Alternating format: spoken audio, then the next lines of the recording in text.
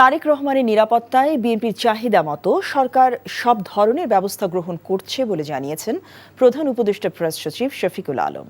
বিকেলে রাজধানী foreign service একাডেমিতে নিয়মিত ব্রিফিংয়ে গণমাধ্যম কর্মীদের প্রশ্নের জবাবে তিনি এমনটি জানিয়েছেন। আগামী নির্বাচনে কার্যক্রম নিষিদ্ধ আওয়ামী লীগের অংশ নেওয়ার সুযোগ নেই বলেও জানান তিনি। নূর হোসেনের রিপোর্ট।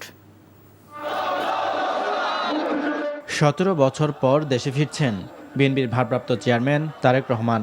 দেশে তার নিরাপত্তা নিয়ে নানা ধরনের সংশয়ের কথা আলোচনায় রয়েছে। গণতান্ত্রিক মানবিক বাংলাদেশ। প্রধান উপদেষ্টার প্রেস সচিবের নিয়মিত ব্রিফিংয়ে তারেক রহমানের নিরাপত্তায় সরকারের পদক্ষেপ সম্পর্কে জানতে চান গণমাধ্যম কর্মীরা।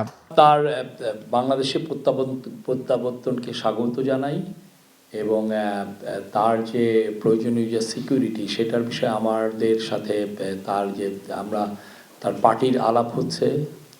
এটা তার যতটুকু তারা চাচ্ছেন যে সমস্ত মেজর পলিটিক্যাল বিএনপির সাথে কথা বলেই সেগুলো বিষয়ে লুক আফটার করা হচ্ছে।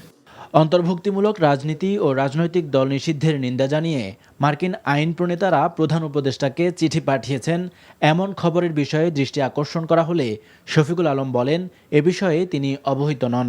এই চিঠিটা আমি অন্তত দেখি নাই, আমি এই বিষয়ে জানি না, অ্যাওয়ার না। বাট আওয়ামী লীগের বিষয়ে আমাদের সরকারের অবস্থান স্পষ্ট যে আওয়ামী লীগের যেহেতু আওয়ামী লীগের অ্যাক্টিভিটিস ব্যান্ড আছে এবং আওয়ামী লীগের ইলেকশন কমিশন আওয়ামী লীগের পার্টি হিসেবে রেজিস্ট্রেশন স্ক্র্যাপ করেছে, বাদ দিয়েছে। তো সেই জন্য আওয়ামী লীগ এই ইলেকশনে পার্টিসিপেট করতে পারবে না। এদিকে বুধবার উপদেষ্টা পরিষদের বৈঠকে বাংলাদেশ টেলিযোগাযোগ সংশোধন অধ্যাদেশ চূড়ান্ত অনুমোদন দেওয়া হয়েছে বলেও জানান প্রধান উপদেষ্টার প্রেস সচিব। অধ্যাদেশে কোনো অবস্থাতেই ইন্টারনেট বন্ধ না করার বিধান রাখা হয়েছে। এছাড়া বৈঠকে ২০২৫-২৬ অর্থবছরের সংশোধিত বাজেট অনুমোদিত হয়েছে বলেও জানান শফিকুল আলম। সাথে কথা বলে নূর হোসেন, এনটিভি নিউজ, ঢাকা।